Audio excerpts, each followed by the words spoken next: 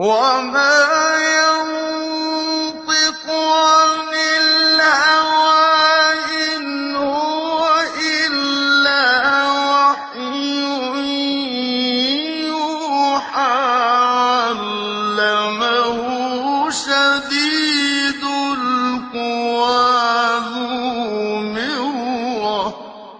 بسم الله الرحمن الرحيم، والصلاة والسلام على أشرف المرسلين سيدنا محمد وعلى آله وصحبه أجمعين. اللهم لا سهل إلا ما جعلته سهلا وأنت تجعل الحزن إذا شئت سهلا. اللهم يسر لنا أمرنا وعلمنا ما ينفعنا وانفعنا بما علمتنا وزدنا علما يا أرحم الراحمين. Donc aujourd'hui nous allons commencer une nouvelle rubrique, toujours dans le chapitre de l'Iman, le chapitre de la foi. Et il s'agit en fait de la 10e rubrique que l'imam al-Bukhari rahimahullah a intitulée Babu Alamatul Imani Hubbul Ansar. Alamatul Imani Hubbul Ansar. Donc l'imam al-Bukhari rahimahullah يقول حدثنا أبو الوليد الطيالسي قال حدثنا شعبة قال أخبرني عبد الله بن عبد الله بن جبر قال سمعت أنسا عن النبي صلى الله عليه وسلم قال آية الإيمان حب الأنصار. آية الإيمان حب الأنصار وآية النفاق بغض الأنصار. Et on va, en même temps, il cite un autre hadith, numéroté le 18, toujours dans la même rubrique, où il dit حدثنا أبو اليمان قال حدثنا أو أخبرنا شعيب عن الزهري قال أخبرني أبو إدريس عائذ الله بن عبد الله أن عبادة بن الصامت رضي الله عنه وكان شهد بدرا وهو أحد النقباء ليلة العقبة أن رسول الله صلى الله عليه وسلم قال وحوله عصابة من أصحابه بايعوني على أن لا تشركوا بالله شيئا ولا تسرفوا ولا تسرقوا ولا تزنوا ولا تقتلوا أولادكم ولا تأتوا ببهتان تفترونه بين أيديكم وأرجلكم ولا تعصوا في معروف فمن وفى منكم فأجره على الله ومن أصاب من ذلك شيئا فعوقب في الدنيا فهو كفارة له ومن أصاب من ذلك شيئا ثم ستره الله فهو إلى الله إن شاء عفى عنه وإن شاء عاقبه فبايعناه على ذلك. Donc 10e rubrique, aimer les Ansar est un signe de foi. Imam al-Bukhari a dit, Abu al-Walid nous a rapporté sur Shu'ba, sur Abdullah ibn Abdillah ibn Jabr, qu'il a dit, j'ai entendu Anas, donc il s'agit de Anas ibn Malik radiyallahu anhu, j'ai entendu Anas dire que le prophète sallallahu alayhi wa sallam a dit, le signe de la foi est d'aimer les Ansar. Le signe de la foi est d'aimer les Ansar. Et le signe de l'hypocrisie et de les haïr. Et dans la même rubrique, il a cité un autre hadith, c'est le 18e hadith dans Sahih al-Bukhari, où il dit, rahimallah, Abu al-Yaman nous a rapporté sur Shu'aib, sur Az-Zuhri, sur Abu Idris, sur Aïd ibn Abdillah, que Ubada ibn Samit, et là c'est un compagnon du prophète sallallahu alayhi wa sallam, dont on va voir la biographie, que Ubada ibn Samit, qui avait participé à la bataille de Badr et était l'un des délégués à la nuit du serment d'Al-Aqaba, et on citera comment il était un délégué dans la nuit du Aqaba, rapporte donc ceci.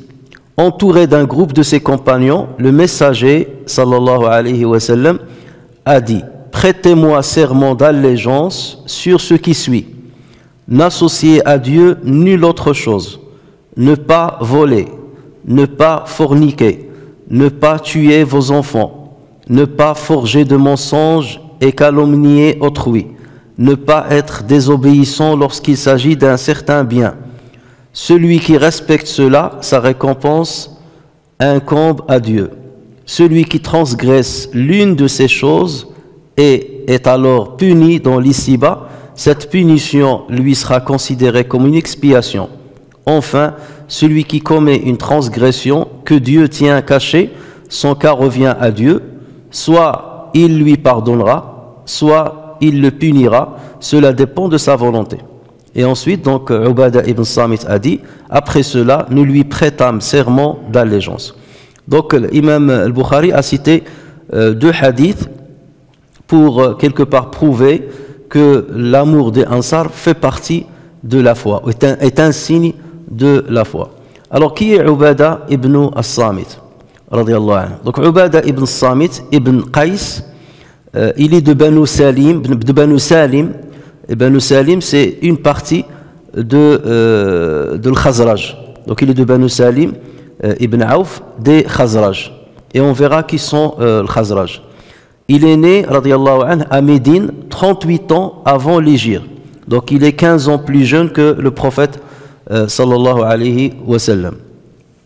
Son père n'a pas pu atteindre l'islam. Donc il est mort avant que l'islam n'arrive. Et tandis que sa mère, qui s'appelle Qurratul Ayn bint Ubada, radiyallahu anha, elle a embrassé l'islam et elle a même fait allégeance au prophète sallallahu alayhi wa sallam. Son frère, c'est Aus ibn as-Samit, et son frère était marié avec une femme célèbre dans l'islam qui s'appelle Khawla bintu Tha'laba. Alors Khawla bintu Tha'laba, c'est la femme à propos de laquelle, du moins le début de Surat Al-Mujadila a été révélé. En fait, c'est le Aus ibn Samit, donc le frère de Ubada ibn Samit. Il a quelque part divorcé sa femme d'une manière un peu bizarre. C'est qu'avant l'islam, les gens avaient l'habitude, lorsqu'ils voulaient divorcer leur femme et les laisser suspendues, ils disaient: tu es devenu pour moi comme le dos de ma mère. C'est ce qu'on appelle al-dhihar, en référence à dhahr, comme le dos de ma mère. Ou bien tu es pour moi comme le batn de ma mère, comme le ventre de ma mère.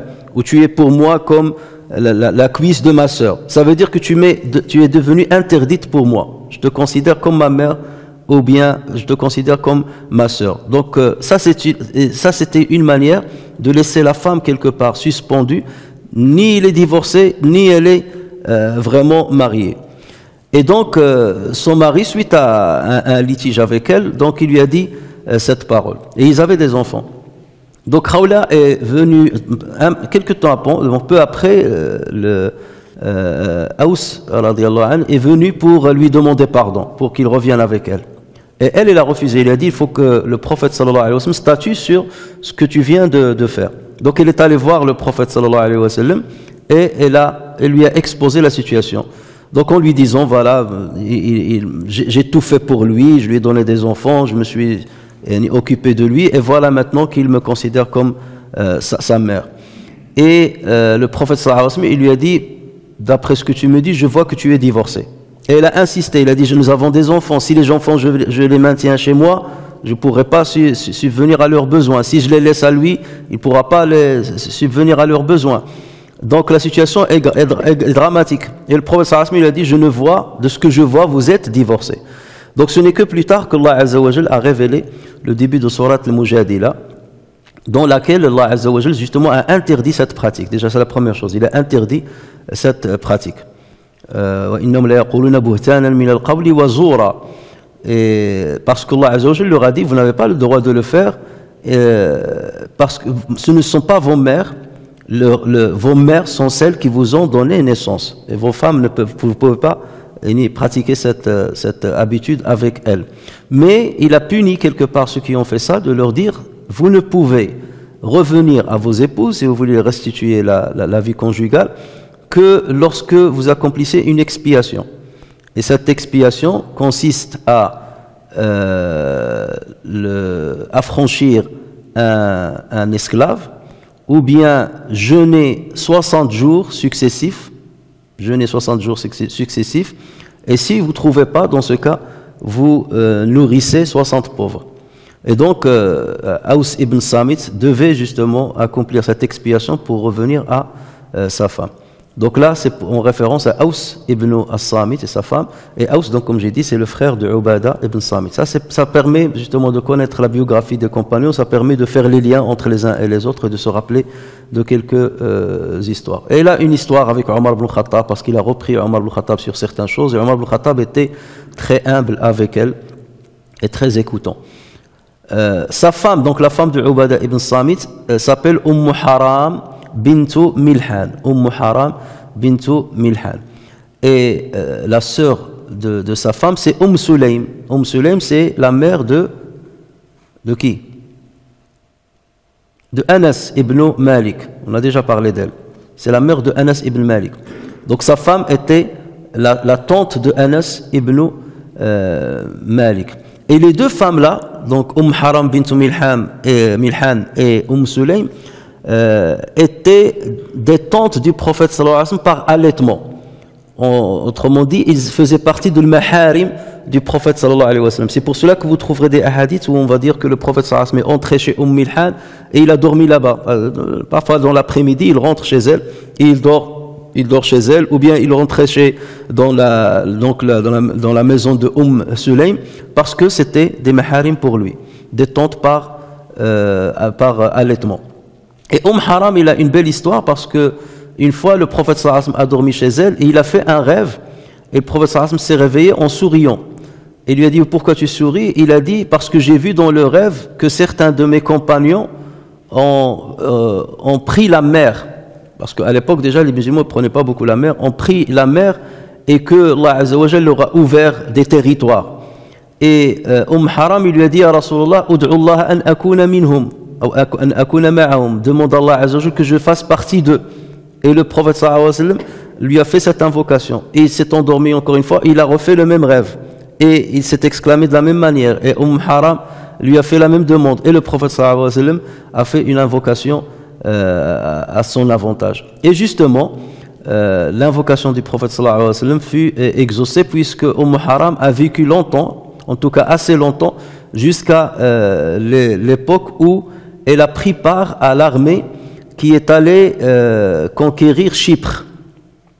Et donc elle est partie dans le bateau et c'était une des premières fois où les musulmans donc ont pris la mer pour faire la guerre parce que et c'était à l'époque de Uthman ibn Affan, puisque Omar ibn Khattab refusait que les musulmans prennent la mer. Muawiyah insistait et Omar ibn Khattab avait peur pour ça, et donc c'est Uthman ibn Affan qui a autorisé ce genre d'expédition, et Haram a pris part à cette expédition, et dès qu'il est arrivé à Chypre, elle était sur une mule et elle a glissé et elle est tombée et elle est morte. Dès son arrivée, il a vécu assez longtemps quelque part pour mourir à Chypre. Et c'est là-bas qu'il a été enterré. Et à l'endroit où il est enterré, on a construit une mosquée qui existe jusqu'à aujourd'hui. Donc elle, c'était sa femme, Haram bint Milhan. Alors Ubada radiyallahu anhu a participé aux deux allégeances de l'Aqaba dont on va parler en l'an 13, dans l'an 12, la première allégeance, et en l'an 13 du début de la révélation. Ça veut dire peu de temps avant l'immigration. Et il faisait partie des 12 représentants des Ansar, qu'on appelle un Nuqaba. Et cela aussi, on va parler d'eux, ce qui est vraiment un honneur pour lui. Le prophète sallallahu alayhi wa sallam, donc après son immigration, l'a fraternisé. Alors fraterniser, même si c'est un terme qui n'existe pas, mais en tout cas, il a tissé des liens de fraternité entre les Ansar et les Muhajirin. Donc chaque Ansari, il lui a assigné un Muhajir qu'il devait considérer comme son propre frère. Et on parlera aussi, on reviendra sur ça. Et il l'a fraternisé avec Abu Marthad al-Ghanawi, radiyallahu anhu. Ubada radiyallahu anhu a participé à toutes les batailles à côté du prophète sallallahu alayhi wa sallam, donc Badr, Uhud, Al-Ahzab, toutes les batailles avec le prophète sallallahu alayhi wa sallam. Et le prophète sallallahu alayhi wa sallam lui a souvent donné la responsabilité de récolter az-zakat. Ça, c'était une responsabilité honorifique à l'époque, puisqu'on ne peut la donner qu'à quelqu'un qui est de confiance, puisqu'on va lui confier l'argent de az-zakat. Et donc le prophète sallallahu alayhi wa sallam l'a souvent choisi pour cette responsabilité. Et il faisait partie des 5 Ansarites qui ont mémorisé tout le Coran du vivant du prophète sallallahu alayhi wa sallam. Ils étaient vraiment identifiés comme les 5 Ansari qui ont mémorisé tout le Coran alors que le prophète sallallahu alayhi wa sallam était encore vivant. Parmi eux, il y a Mu'adh ibn Jabal, Ubay ibn Ka'b, Abu Ayyub al-Ansari et Abu Darda. En plus, bien entendu, de Ubada ibn as-Samit, radiyallahu anhum ajma'in. Alors, Ubada ibn as-Samit enseignait le Coran à Soufa, dans l'esplanade de la mosquée du prophète sallallahu alayhi wa sallam. Donc les gens venaient dans cette esplanade pour apprendre le Coran et lui, il enseignait le Coran. Et à l'époque de Khilafa de Omar ibn Khattab radiyallahu anhu, après la conquête de Cham, et Cham, comme on dit souvent, c'est la région de Syrie, un peu de Palestine et un peu du Liban actuel. Donc Omar ibn Khattab a envoyé Ubada ibn Samit, donc il a envoyé 3 émissaires, Ubada ibn Samit, Mu'ad ibn Jabal et Abu Darda. Il les a envoyés à Cham afin d'enseigner le Coran et d'enseigner les instructions de l'islam. Et là aussi ça montre que Ubada ibn Samit occupait une place très importante de par son savoir et sa connaissance du Coran. Il était le premier juge en Palestine, premier juge musulman en Palestine après que l'islam soit entré en Palestine, c'était donc Ubada ibn Samit. Mais ensuite il s'est installé à Hims, donc en Syrie, tandis que Abu Darda s'est installé à Damas et Mu'ad s'est installé en Palestine. Alors Ubada ibn Samit avait une caractéristique, c'est qu'il était très pointu et très rigoureux. Et lorsqu'il voyait des exactions, et surtout chez les gouverneurs ou les responsables des armées, lorsqu'il voyait un dérapage, donc il ne manquait pas de réprimander la personne d'une manière directe. Et c'est ce qui a fait qu'il a eu beaucoup de frictions avec Muawiyah ibn Abi Sufyan radiyallahu anhuma. Et lorsqu'il a eu des frictions avec Muawiyah, et Muawiyah c'était le chef de l'armée en Syrie. Donc il lui a dit, je ne vivrai pas sur une terre où tu vis. Donc Ubada lui a dit, je ne vivrai pas sur une terre où tu vis. Et donc il est rentré à Médine. Et Omar ibn Khattab donc, lui a dit, pourquoi tu es rentré à Médine? Et donc il lui a expliqué, voilà ce que Muawiyah avait, voilà ce que je reproche à Muawiyah. Et donc j'ai eu des litiges avec lui, je ne peux pas rester avec lui sur la même terre parce qu'on se prend toujours la tête. Et donc Omar radiallahu anhu lui a dit, retourne là où tu étais. Il retourne à Cham. Retourne là où tu étais, que Dieu maudisse une terre où ne résident pas des gens comme toi. Tu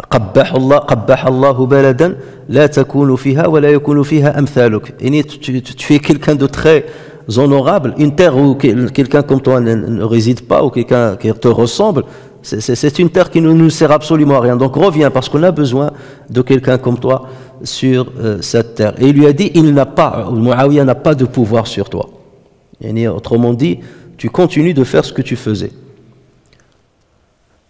Alors Omar donc considérait énormément Ubada ibn Samit et il disait à son propos, c'est un homme qui compte 1000 hommes. C'est un homme qui compte 1000 hommes. Et ça vous montre la place qu'il occupait dans le cœur de Omar ibn al-Khattab. Mais Sayyidina Ubada n'a pas cessé justement de réprimander Muawiyah. Donc il y avait beaucoup de tensions entre eux, jusqu'à ce que Muawiyah, à l'époque de la khilafa de Uthman ibn Affan, a écrit une lettre à Uthman ibn Affan. Il lui a dit, il faut que tu rappelles Ubada, ne le laisse pas avec moi à Cham, rappelle-le pour qu'il rentre à Médine, je ne peux plus le supporter. Et donc Uthman ibn Affan s'est exécuté, il a demandé à Ubada ibn Samit de rentrer à Médine. Et donc il s'est expliqué avec lui pourquoi tu fais ce que tu as fait. Il lui a dit, voilà, nous on a fait le bay'a avec le prophète sallallahu alayhi wa sallam de l'amr bil ma'rouf wa nahy al munkar. On reviendra à cette bay'a, c'est d'ailleurs le propos du hadith de Ubada ibn Samit. Et donc je ne peux pas laisser passer certains dérapages, je ne peux pas les accepter. Et même il a pris la parole d'une manière publique devant les gens et il a commencé à critiquer la gouvernance de Muawiyah ibn Abi Sufyan sur Cham. Et il a fait justement référence à certaines paroles, surtout à une parole du prophète sallallahu alayhi wa sallam, où il prédisait qu'arrivera un moment où vous serez dirigé par des gouverneurs qui vont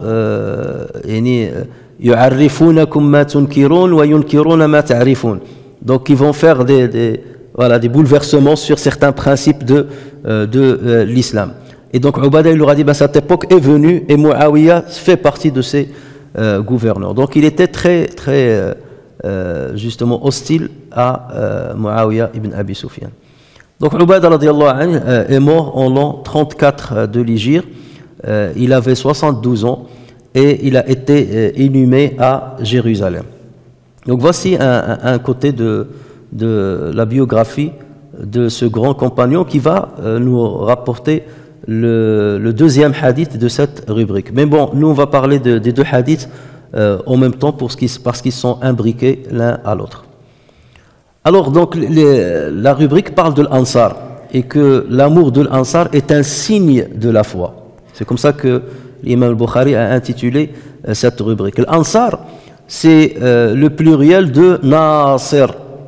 L'Ansar, pluriel de Nasser. Comme lorsqu'on dit en arabe Ashab, c'est le pluriel de Sahib.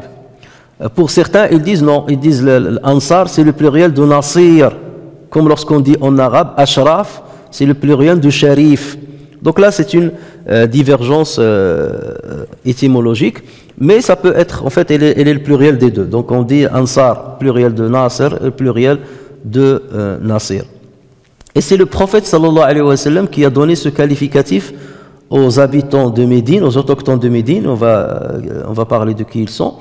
Et c'est devenu quelque part le nom propre par lequel on les désignait. Dès qu'on dit l'Ansar, ça veut dire les musulmans qui habitaient à Médine avant que les muhajirines ne viennent les rejoindre.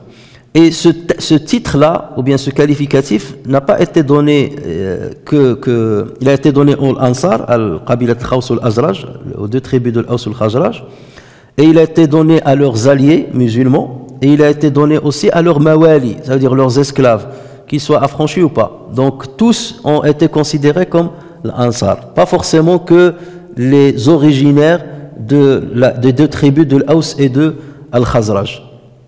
L'Ansar était composé de deux grandes tribus, Al-Aws, et pourquoi on les appelle Aws, c'est en référence à un de leurs arrière-grands-pères qui s'appelle Aws ibn Haritha.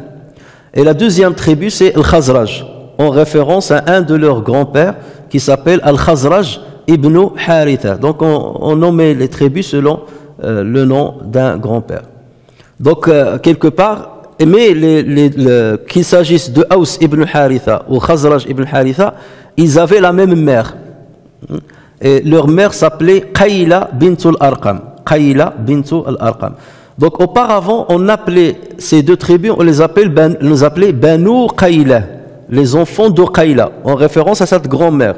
Il y a la mère de Aws et la mère de Khazraj. Mais comme il y a eu des tensions entre les deux tribus, donc après on a commencé à faire cette distinction entre la tribu de l'Aws et la tribu de Al-Khazraj. Et pour des questions de fierté tribale, et c'était quelque chose de très très répandu à l'époque, la question de lignée à laquelle on appartenait, l'Aws et Al-Khazraj ont connu un conflit qui a duré 120 ans, donc plus d'un siècle. C'est un conflit très long et qui était ponctué par plusieurs batailles, énormément de batailles. Et pour des choses vraiment, vraiment futiles. La première de ces batailles, c'était la bataille de Samir. Et Samir, c'est le nom d'un homme qui faisait partie de l'Aws. Et pourquoi? Parce qu'il a tué un allié de Al-Khazraj qui est venu dormir chez Al-Khazraj. Et parce qu'ils étaient un jour au marché, quelqu'un vendait un chameau, il a dit ce chameau-là va être pris par le meilleur de l'Aws al-Khazraj, la personne la plus honorable de l'Aws et de l'Khazraj. Et donc c'était un qui l'a acheté, il a dit ben vous voyez je suis le meilleur, donc notre tribu est la meilleure. L'autre il lui a dit ben non, au contraire c'est notre tribu qui est la meilleure. Et donc ce Samir-là a tué l'allié donc de ces gens-là, parce que c'était cet allié qui leur a dit ben vous voyez c'est le Khazraj qui sont les meilleurs, les plus honorables. Et donc l'autre il l'a tué. Et donc le Khazraj est venu pour demander la rançon, donc appliquer la loi du talion. Les autres ils leur ont dit on va vous donner seulement la moitié de la rançon parce que il fait pas partie de vous, c'est seulement un allié qui est venu chez vous. Les autres ont refusé. Et c'est comme ça que la guerre, ils ont tué Samir et c'est comme ça que la guerre a éclaté. La première bataille a éclaté et depuis donc ils n'ont pas arrêté de se combattre entre eux, et pendant 120 ans, jusqu'à la dernière bataille qui a lieu entre eux, 5 ans avant l'Hijra, et c'était la dernière, c'est Harbu Bu'ath. Et cette bataille, quelque part, était venue au bon moment. C'est comme si Allah Azza wa Jal préparait l'arrivée du prophète sallallahu alayhi wa sallam et préparait les Ansar à accepter plus facilement l'islam. Et on va expliquer pourquoi. Et cette bataille était sanguinaire, donc ils ont beaucoup perdu dans cette bataille-là. Ils avaient des pertes, j'allais dire, économiques et des pertes humaines. Et même les grands chefs des deux clans sont morts lors de cette bataille. Et c'est ce qui a beaucoup donné la force justement aux tribus qui étaient d'obédience juive à l'époque, puisque ils s'entretuaient entre eux et les autres, donc ils prospéraient au niveau notamment économique, au niveau commercial. Une fois que les deux tribus se sont convertis à l'islam, les hostilités ont cessé. Bon, de temps en temps, il y avait certains qui voulaient allumer la flamme des hostilités, mais Allah Azza wa Jalla, à chaque fois, il éteignait cette flamme. Et donc, la fraternité a fini par prendre le dessus sur les considérations tribales. Maintenant, venons-en à cette question importante. Comment les Ansar ont-ils découvert l'islam? Et comment ils ont réagi en tant que musulmans? Parce que c'est cela qui va nous permettre de comprendre déjà le hadith de Ubadah ibn Samit, le deuxième hadith de la rubrique, et qui va nous faire comprendre pourquoi le prophète sallallahu alayhi wa sallam aimait tant les Ansar et pourquoi ils ont acquis cette place et pourquoi le fait de les aimer est un signe de foi chez les musulmans. Alors, revenons un peu en arrière, en l'an 10 depuis le début de la révélation. Le prophète sallallahu alayhi wa sallam a perdu son oncle Abu Talib, qui était un vrai soutien au prophète sallallahu alayhi wa sallam, qui protégeait jusqu'alors le prophète sallallahu alayhi wa sallam. Il a perdu aussi sa femme Khadija radiyallahu anha. Et le prophète sallallahu alayhi wa sallam était profondément peiné, ainsi que tous les musulmans. Et d'ailleurs, cette année-là, l'an 10, on l'a appelée l'année de la tristesse, Amu al-Huzn. La mort de Abu Talib a encouragé les Qurayshites dans leur acharnement et dans leur persécution contre les musulmans. C'est alors que le prophète sallallahu alayhi wa sallam a essayé de trouver de nouveaux horizons, a essayé de trouver des alliés à l'extérieur de la Mecque, à l'extérieur de la tribu de Quraysh. Et donc c'est là qu'il a voyagé à Taïf pour aller à la rencontre de Banu Thaqif, pour les appeler à l'islam. Et vous connaissez l'histoire, Banu Thaqif l'ont très mal accueillis, ils ont envoyé leurs enfants, leurs égarés, qui ont jeté les pierres sur le prophète sallallahu alayhi wa sallam jusqu'à ce que ses pieds étaient blessés et il saignait de ses pieds. Donc le prophète sallallahu alayhi wa sallam, suite à cela, il est revenu. Mais le prophète sallallahu alayhi wa sallam n'a pas baissé les bras, il a continué donc de profiter notamment de la saison du pèlerinage à laquelle venaient des délégations de toute la péninsule arabique, et c'est là où il commençait à aller à la rencontre des délégations des différentes tribus arabes afin de les inviter à l'islam. Et à chaque fois on le refusait, donc il a vu énormément de délégations. Et cette année-là, donc l'année 10 ou l'année 11 on va dire depuis le début de la révélation, il a rencontré 6 personnes, 6 hommes. Et c'était des hommes de la tribu de l'Khazraj, qui sont venus de Médine pour accomplir leur pèlerinage. Et le prophète sallallahu alayhi wa sallam est allé à leur rencontre, et donc vous voyez que le prophète sallallahu alayhi wa sallam, c'était que 6.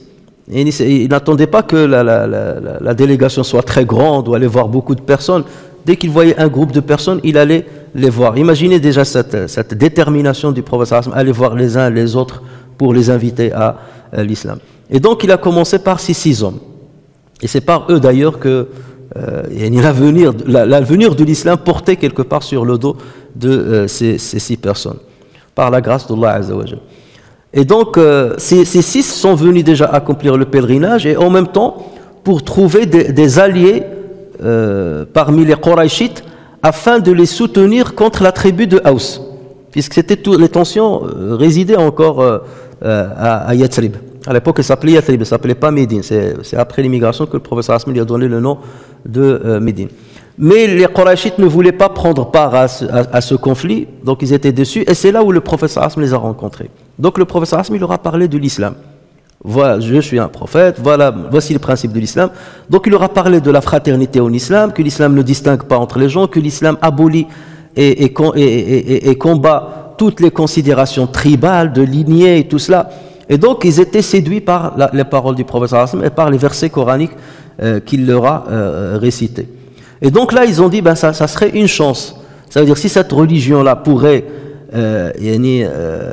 éteindre les tensions qu'il y a entre nous et nos frères l'Aws, ça serait bien. Surtout, on a beaucoup perdu de cette guerre qui ne veut jamais s'arrêter. Et si on continue comme ça ne s'arrêtera jamais, parce qu'à chaque fois, quelqu'un va rallumer allumer la flamme. Et donc, ils ont dit, ça peut être une bonne chose pour nous. Et donc, ils ont fini par embrasser l'islam en cette occasion. Et ils l'ont dit à Rasulallah, tu vas nous laisser déjà, on va revenir chez nous, et on va essayer de diffuser cet islam parmi les nôtres. Et on va même essayer de convaincre certaines personnes de l'Aus. Peut-être que par là, on va réussir à réconcilier entre nous, et l'islam serait la raison qui va nous réunifier après le conflit qui nous a tous terrassés. Et donc, ils sont revenus, donc ils se sont convertis à l'islam, et ils sont revenus à Médine. Et d'autant plus qu'ils se sont rappelés d'une chose importante, c'est que les Juifs qui habitaient à Médine à l'époque, ils leur parlaient de l'avènement proche d'un prophète. Ils leur disaient dans nos textes, il y a un prophète qui va venir, mais les Juifs attendaient pensaient que ce prophète-là ferait partie d'eux, serait de la lignée de Moussa alayhi salam. Donc ils disaient, il y aura un nouveau prophète, et donc on va être ses fidèles, et donc on va triompher des Arabes. Et les polythéistes, on va les exterminer comme ce fut le cas pour l'Ad et Thamoud. Et donc ils attendaient avec impatience donc l'arrivée de ce prophète. Et donc eux, ils ont dit, ça doit être le prophète dont les Juifs de Médine nous ont parlé. Donc vaut mieux qu'on s'allie à lui, comme ça on aura le triomphe, et on sera ses fidèles, et on sera protégé. En plus, bien entendu, de leur conviction sur les principes de l'islam. Donc les 6 nouveaux musulmans, ils étaient As'ad ibn Zurara, et il faut leur rendre hommage, pour ça on va citer au moins leur nom. As'ad ibn Zurara, Aouf ibn al-Harith, Rafi' ibn Malik, Qutba ibn Amir, Utba ibn Amir. Donc il y a Qutba ibn Amir et Utba ibn Amir, ce sont 2 frères. Donc Qutba ibn Amir et Utba ibn Amir, et Jabir ibn Abdillah. Jabir ibn Abdillah, il fait partie des 7 qui ont rapporté le plus de hadith. Arrivera le moment, Inch'Allah, où on parlera de lui. Et donc ils sont revenus à Médine, ils ont commencé à travailler pendant 1 an, à appeler les gens à l'islam. Et donc plusieurs familles ont été convaincus par eux, et ils ont embrassé l'islam. Même parmi les Haus, donc quelques familles de l'Haus et quelques familles de Al-Khazraj. Et 1 an plus tard, lors du pèlerinage de l'année suivante, ça veut dire de l'an 12, l'an 12 c'était un an avant l'immigration. Hein. Donc une délégation de 12 hommes, cette fois-ci, de 12 hommes, est venue à la Mecque. Ils faisaient semblant qu'ils venaient avec les pèlerins, donc discrètement pour rencontrer le prophète, parce qu'il ne fallait pas divulguer ce secret-là. Ça ne serait pas bien ni pour le prophète ni pour eux. Donc eux, ils prenaient part à la caravane qui allait pouvoir accomplir le pèlerinage avec les païens. Et une fois là-bas, donc ils rencontraient discrètement le prophète sallallahu alayhi wa sallam. Et donc ils sont venus à 12, et parmi lesquels il y avait 5 déjà de 5 parmi les 6 qui sont venus l'année d'avant. Et il y a que Jabir ibn Abdillah qui ne faisait pas partie de la nouvelle délégation, mais les 5 premiers étaient venus. Et il y avait parmi ces 12-là Ubada ibn as-Samit, qui va nous rapporter les termes du serment, du serment de l'allégeance de Al-Aqaba. Donc là, ça vous permet de voir le contexte dans lequel Ubada ibn Samit nous a rapporté. Voilà pourquoi il nous a rapporté ce hadith, parce qu'il faisait partie de cette délégation. Et cela, c'était bien entendu un grand privilège pour tous ceux qui ont participé à cette rencontre. Donc c'est là où eut lieu la première allégeance de Al-Aqaba. Bay'atu al-Aqabatil ou l'Aqaba, c'est un endroit qui se trouve du côté de Mina, on le connaît aujourd'hui. Et donc c'est là où le prophète sallallahu alayhi wa sallam les a rencontrés discrètement dans une tente, et c'est là où ils lui ont donné la première allégeance, dont les termes ont été cités dans le hadith 18 rapporté par Ubada ibn as-Samit. Alors cette allégeance, on l'appelle aussi l'allégeance des femmes. On l'appelle l'allégeance des femmes. Pourquoi on l'appelle l'allégeance des femmes alors qu'il n'y avait pas de femmes parmi eux? On l'appelle l'allégeance des femmes d'une part parce que dans l'allégeance, il n'y avait pas un article sur le fait de combattre à côté du prophète sallallahu alayhi wa sallam, ou de le protéger par les armes. Donc elle prenait seulement sur des termes qui ont un rapport avec la pratique, avec da'wah, comme ça a été montré dans le hadith. Et on l'a appelé aussi l'allégeance des femmes parce qu'il fait référence au terme de l'allégeance que le prophète sallallahu alayhi wa sallam, ou bien que les femmes, certaines femmes donnaient au prophète sallallahu alayhi wa sallam à Médine. Je m'explique. Lorsque le prophète sallallahu alayhi wa sallam a immigré, en l'an 6 de l'Hégire, vous le savez, il a établi un pacte de paix avec les Qurayshites, Sulh al-Hudaybiyah. Et dans ce pacte-là, il était stipulé que tout Qurayshite qui se convertissent désormais à l'islam et qui vient à Médine, pour rejoindre les musulmans de Médine, le prophète sallallahu alayhi wa sallam devait le livrer aux Qurayshites. Il ne devait pas l'accepter, il devait le livrer aux Qurayshites. Mais si un musulman apostasie de l'islam et va chez Quraysh, il le garde, il ne le livre pas. Donc c'était ça les termes. Mais ce qui est arrivé juste après le Hudaybiyah, c'est qu'il y a 3 femmes qui étaient musulmanes et leurs maris étaient des païens, n'ont pas voulu se convertir à l'islam. Et lorsque les musulmans ont immigré à Médine, ils ont quitté la Mecque et ils sont venus à Médine pour se réfugier auprès des musulmans. Et donc là, les Qurayshites ont envoyé leurs maris, ils sont venus pour demander à ce qu'on leur livre leurs femmes. Et là, Allah Azza wa Jalla a refusé. Il a dit au prophète sallallahu alayhi wa sallam, vous ne les livrez pas. Donc déjà, la première chose que vous devez les protéger. Parce que, alors là, les savants ont divergé, ils ont dit, peut-être que parce que les termes de Sulh al-Hudaybiyah, ils portaient seulement sur les hommes. C'était avec des termes de masculins. Si un homme vient, et donc le prophète sallallahu alayhi wa sallam, il leur a dit, les femmes ne font pas partie n'ont pas été considérées dans ce pacte. Donc dans ce cas, je les garde. Et d'autres savants disent non, ça concernait aussi les femmes, mais le prophète sallallahu alayhi wa sallam, Allah Azza wa Jalla lui a ordonné de les protéger, de ne pas les rendre, de les garder à Médine. Et donc le prophète sallallahu alayhi wa sallam, il a dit non, je les garde. Et ils ont fini les autres par accepter parce qu'ils disaient de toute manière, c'est des femmes qui sont converties, qui ne veulent pas revenir à leur mari. Donc. Mais le problème, c'est que il fallait s'assurer qu'ils étaient vraiment des musulmans, qu'ils n'ont pas quitté la Mecque seulement parce qu'ils ont eu un litige avec leur mari. Ça peut être un prétexte. J'ai eu un litige avec mon mari, donc je vais à Médine. Ou peut-être qu'elles sont venues seulement parce qu'elles aiment des hommes à Médine qui ont émigré, donc ils les ont rejoints. Donc c'est pour cela qu'Allah Azza wa Jal a demandé au prophète sallallahu alayhi wa sallam de leur faire un serment, de leur demander de faire un serment d'allégeance au prophète sallallahu alayhi wa sallam. Lorsqu'ils font ce serment-là, ça veut dire qu'ils sont véritablement des musulmans, et à partir de là, il fallait les garder, et on les considérait comme divorcés de leur mari, qui sont à la Mecque, et le prophète sallallahu alayhi wa sallam devait payer la dot, rendre la dot à leur mari, et même tout l'argent que leurs maris ont dépensé pour elles, ils devaient le rendre. Donc là, imaginez, c'était de l'argent que les musulmans devaient donner pour protéger ces femmes-là et les garder à Médine. Et c'est ce qui s'est fait avec ces 3 femmes, et plus tard aussi avec la fille du prophète sallallahu alayhi wa sallam, Zaynab, qui elle aussi a fui son mari pour se réfugier à Médine. Donc les termes de cette allégeance, on les trouve à la fin, le dernier verset de Surat Al-Mumtahina, le Surat numéro 60. Et que dit ce verset? Donc Allah Azza wa Jalla dit: يا أيها النبي إذا جاءك المؤمنات يبايعنك على أن لا يشركن بالله شيئا ولا يسرقن ولا يزنين ولا يقتلن أولادهن ولا يأتين ببهتان يفترينه بين أيديهن وأرجلهن ولا يعصينك في معروف فبايعهن واستغفر لهن الله إن الله غفور رحيم.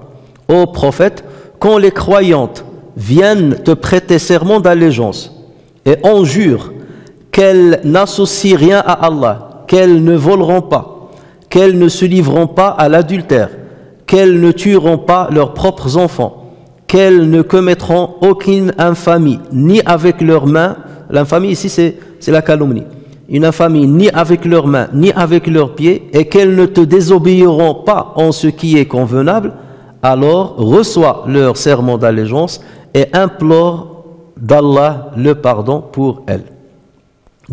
Allah est certes pardonneur et miséricordieux. Alors si vous voyez les termes de ce verset, ils sont exactement les termes de l'bay'a de l'allégeance de l'Aqaba, la première allégeance de l'Aqaba. Si vous voyez le hadith numéro 18, c'est exactement la même chose. Regardez. Bayi'ouni, donc le prophète sallallahu alayhi wa sallam leur disait, Bayi'ouni ala alla tushriku billahi shay'a, vous ne devez associer avec Dieu aucune divinité. Wa la tasriqu, vous ne devez pas voler. Wa la taznu, vous ne devez pas commettre de l'adultère. Wa la taqtulu awladakum, ne tuez pas vos enfants. Wa la ta'tu bi buhtani taftaruna bayna aydikum wa arjulikum, donc ne commettez pas d'infamie.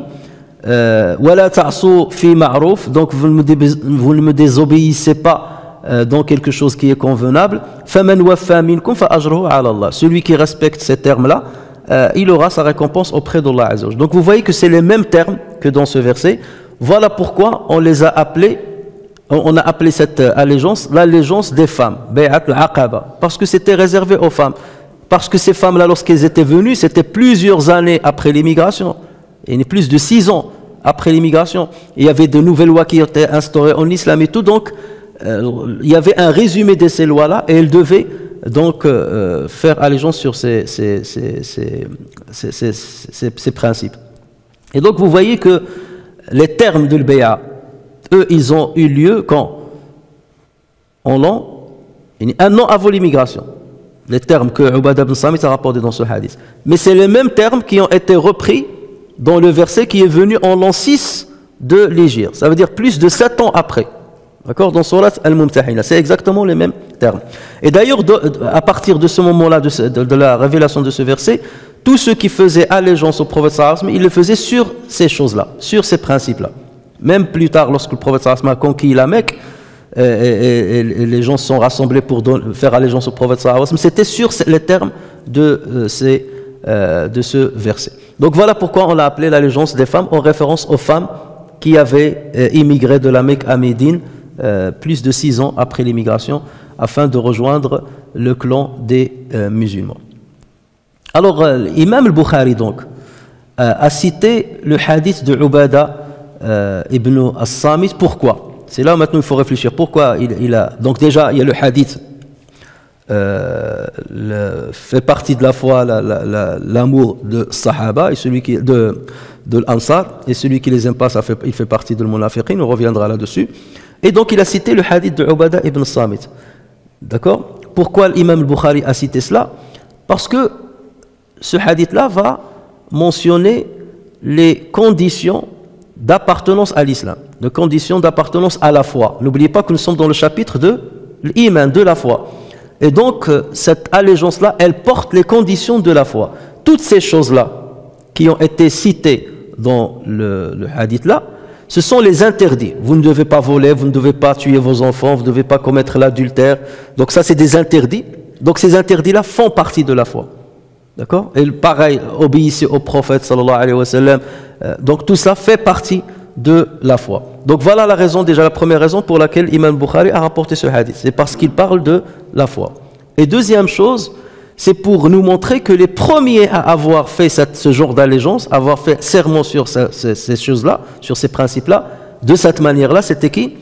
C'était l'Ansar. C'était l'Ansar qui était le premier à avoir fait un serment là-dessus. Et donc ça, c'est quelque part une raison pour laquelle le prophète sallallahu alayhi wa sallam les aime. Et une des raisons pour lesquelles nous devons, en tant que musulmans, les aimer. Et parce que c'est sur la base de cette allégeance-là que le prophète sallallahu alayhi wa sallam allait être protégé plus tard, que les musulmans allaient être protégés et qu'ils allaient émigrer à Médine.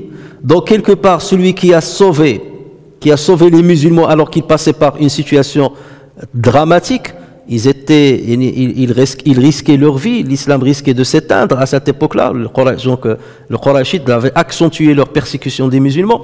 Donc voici la bouée de sauvetage qui est venue à travers Al-Ansar et à travers cette première allégeance qui va donner naissance à une deuxième allégeance beaucoup plus engagée, ça on le verra Inch'Allah la semaine prochaine. Donc une deuxième allégeance beaucoup plus engagée dans laquelle ils s'engageaient à combattre à côté du prophète sallallahu alayhi wa sallam et à combattre s'il le faut par les armes ceux qui veulent porter atteinte au prophète sallallahu alayhi wa sallam et à l'islam. Mais quelque part cette première allégeance était une ouverture, un début justement d'une nouvelle ère pour les musulmans, et voilà pourquoi il faut aimer Al-Ansar. Donc le hadith là a une grande symbolique aussi bien pour la question de l'allégeance que sur les termes de ce hadith. Et d'ailleurs, comment se termine le hadith? Le prophète sallallahu alayhi wa sallam leur a dit après, celui qui respecte cela, celui qui respecte ces principes, sa récompense incombera à Dieu.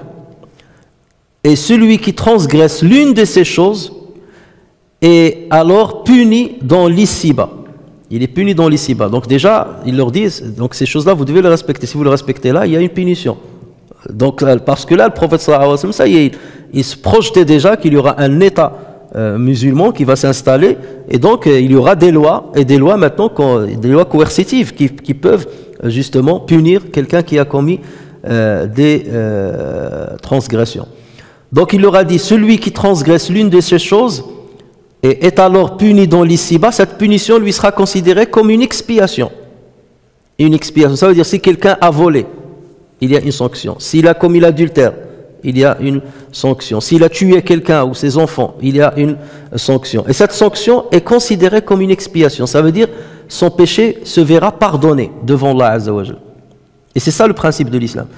C'est que lorsque tu commets une transgression, tu subis une punition ici-bas, mais tu ne seras pas jugé sur ce péché dans l'au-delà, parce que tu as été puni. Mais si jamais tu n'as pas été puni, tu as échappé quelque part à la loi, donc ton affaire revient à Allah Azza wa Jal. Soit il te pardonne, soit il te punit. Donc tu as échappé quelque part à la loi terrestre, donc Allah Azza wa Jal décidera de ton sort le jour de jugement. Et donc c'est pour cela qu'il leur a dit, enfin celui qui commet une transgression que Dieu tient cachée, son cas revient à Dieu. Et regardez, le prophète il a dit que Dieu tient caché. C'est-à-dire c'est Allah Azza wa Jal qui a voulu cacher cette transgression à cette personne. Donc par sa bénédiction.